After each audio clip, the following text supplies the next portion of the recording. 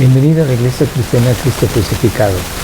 Hoy día hablaré del tema la unión desigual, basado en la segunda carta del apóstol Pablo a los Corintios, capítulo 6, versos 14 al capítulo 7, verso 1. Te ruego me acompañes en oración pidiéndole a Dios su bendición. Oremos. Dios y Padre, en el nombre de tu Hijo amado Jesucristo, nuestro Señor y Salvador, gracias te damos por tu palabra, un don maravilloso que nos ha sido dado por tu gracia en Cristo Jesús. Te rogamos que tu palabra cobre vida, que sea parte de nuestro diario vivir para glorificar tu nombre. Ayúdanos a entenderla y a ponerla por obra para la gloria de tu santísimo nombre. Te rogamos por los méritos de nuestro Señor Salvador Jesús en la cruz del Calvario. Amén. Pablo, versos antes de este mismo capítulo 6 de la segunda carta a los Corintios, les pide que le amen en reciprocidad como Él les ama con todo su corazón. En la iglesia de Corinto había cristianos y había gente que no era cristiana, religiosa, que traía al seno de la iglesia división.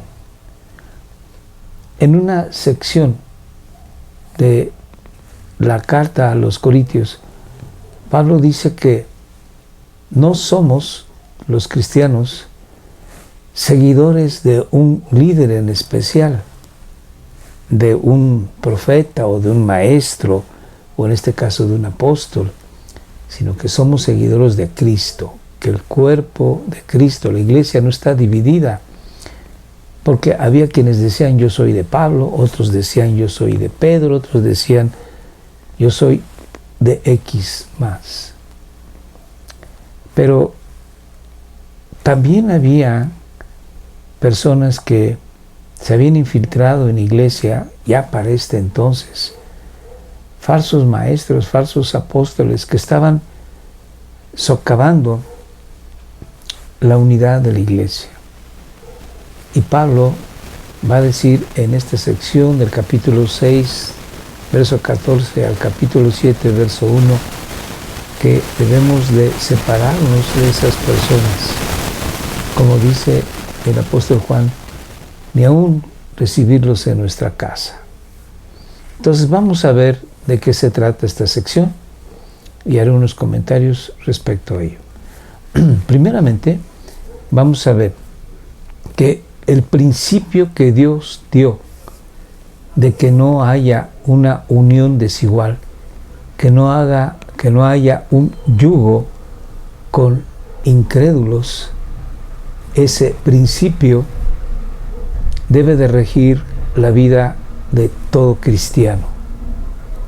Porque si nosotros nos sometemos a otra persona en el aspecto espiritual, vamos a estar inclinados a desobedecer las leyes de Dios, a ir en contra de lo que Dios ha mandado de una manera explícita, y nos vamos a alejar de Dios. Entonces, vamos a leer cómo Dios, desde el principio, en el libro de Deuteronomio, da la fórmula para que nosotros no incurramos en ofender a nuestro Dios, no incurramos en apostasía, en separarnos de nuestro Dios. Dice así, pues, Deuteronomio capítulo 22, verso 10, no ares con un buey y un burro unidos al mismo yugo.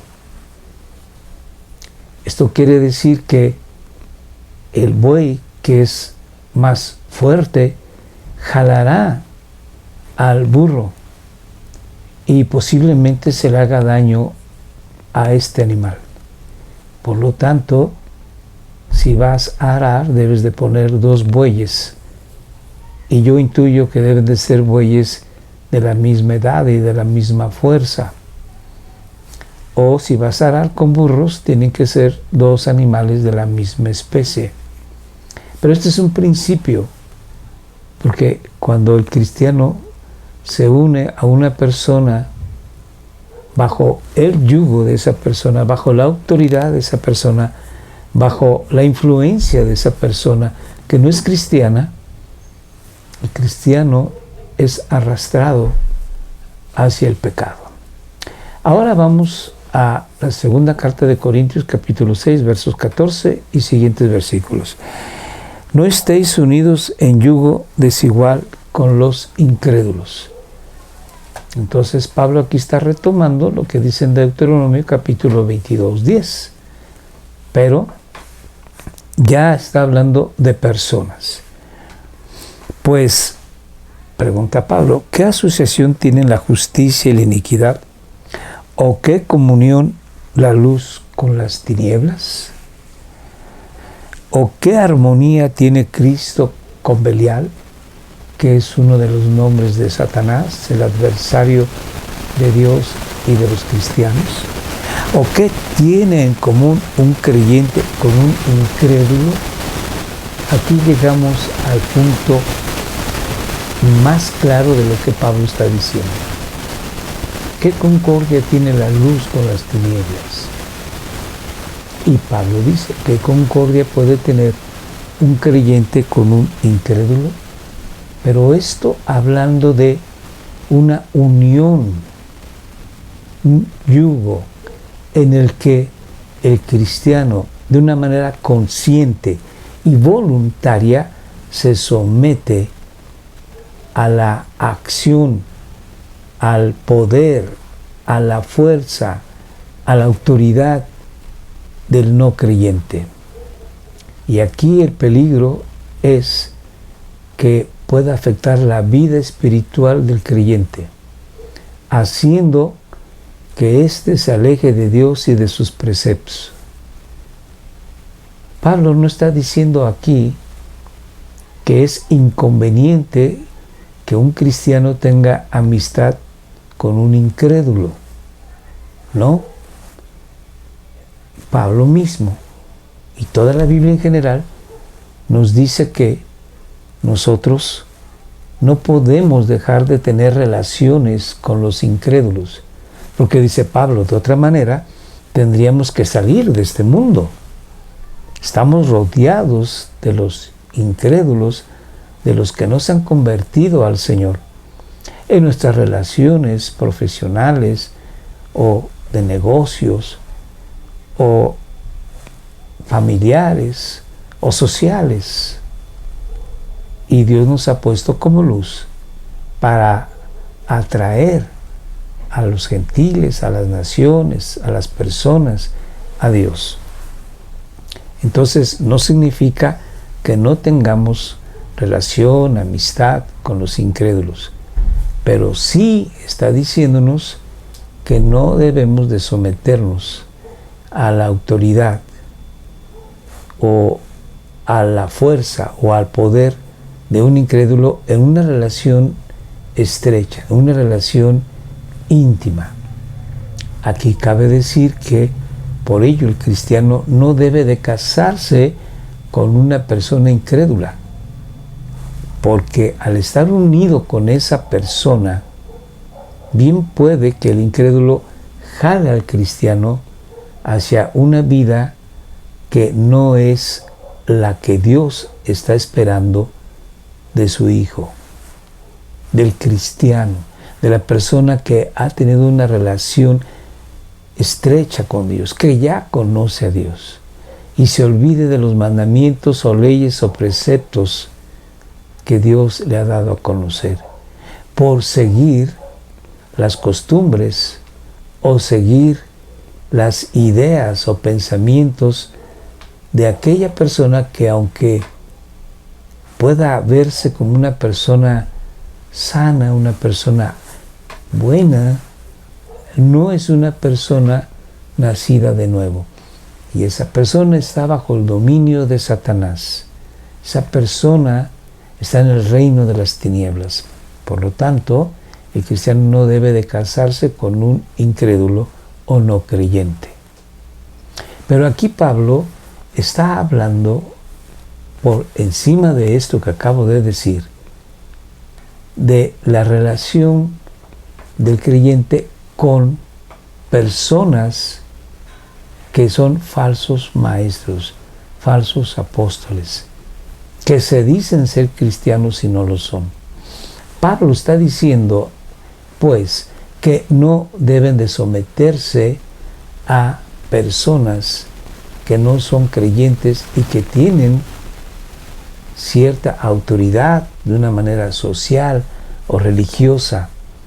Cuidado, dice Pablo, con la doctrina falsa, pues anteriormente Pablo había dicho que él, como apóstol, había sufrido para compartir el Santo Evangelio, no solo a los corintios, sino a todo el mundo conocido de aquel entonces.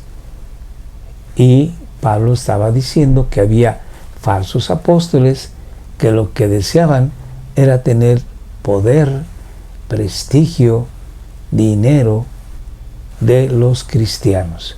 Y por eso Pablo dice, cuidado, tengan cuidado de no unirse en un yugo con estos falsos maestros. Sigamos. ¿O qué acuerdo tiene el templo de Dios con los ídolos?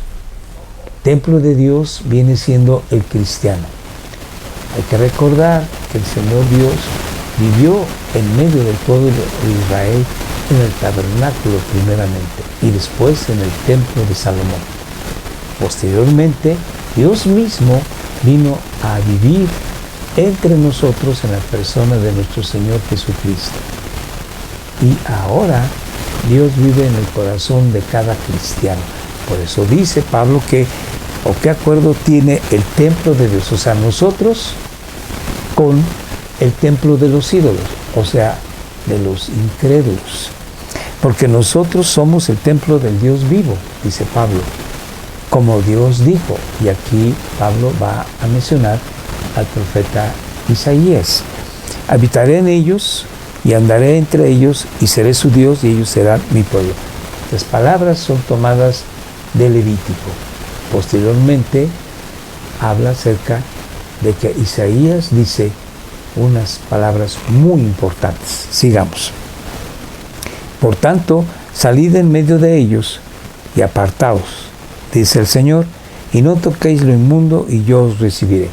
Estas palabras las dio el profeta Isaías y Pablo las retoma para decir que nosotros debemos de apartarnos otra vez de los incrédulos y en este caso de los falsos maestros, falsos apóstoles, en el sentido de no someternos a su voluntad o a su falsa doctrina. No toquéis lo inmundo se refiere precisamente a eso, a la falsa doctrina, y yo os recibiré, dice el Señor. Y yo seré para vosotros Padre, y vosotros seréis para mí hijos e hijas, dice el Señor Todopoderoso. Dios nos recibe a través del Señor Jesucristo como sus hijos e hijas. Es importante que si nosotros nos separamos de aquello que es del reino de las tinieblas, Dios nos va a llamar para sí. Sigamos.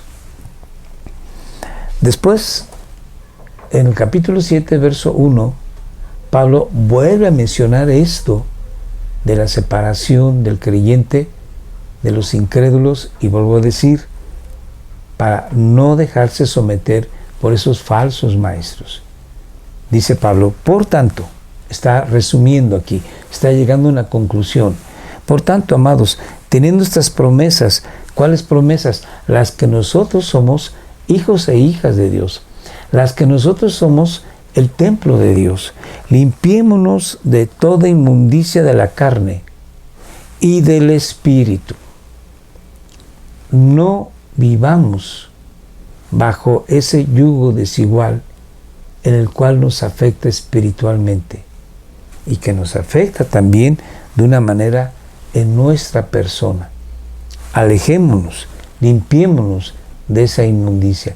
No tengamos, pues, ese yugo desigual. Hablando de personas que pueden someter nuestra persona a su voluntad, una voluntad que no es la de Dios. Perfeccionando la santidad en el temor de Dios.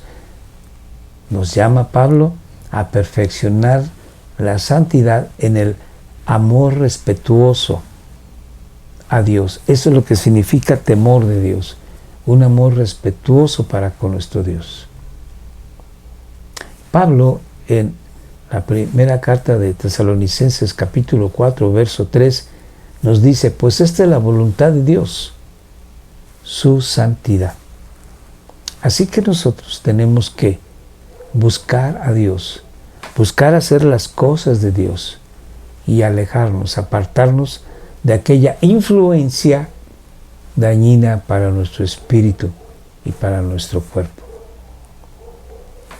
Debemos acercarnos a las personas que no son creyentes, convivir con ellas, compartirles la palabra de Dios, pero no someternos a su voluntad, porque entonces podemos perder mucho. Querido hermano, esta palabra es para que nos esforcemos tú y yo a buscar más de Dios, a relacionarnos más con Dios, tanto en la oración como en la lectura de su bendita palabra. Y luego entonces, ya preparados, como dice Pedro, podemos explicar a la gente que nos pida razón de nuestra fe, ayudar, bendecir a los demás, pero cuidándonos de no someternos a la voluntad de ninguno que no sea cristiano, que nos lleve lejos de los preceptos de Dios. Oremos. Dios nuestro, gracias te damos en el nombre de tu Hijo amado Jesucristo por tu bendita palabra. Ayúdanos a vivirla, someternos a ti por los méritos de nuestro Señor Jesucristo. Te lo pedimos, te damos gracias. Amén. Muchas gracias porque nos has acompañado en estos meses en Facebook, en YouTube. Gracias porque los domingos a las 7 estás al pendiente de nuestros videos. Gracias por compartirlos. Gracias por tus oraciones que haces por nosotros. Que Dios te bendiga. Nos vemos la próxima semana.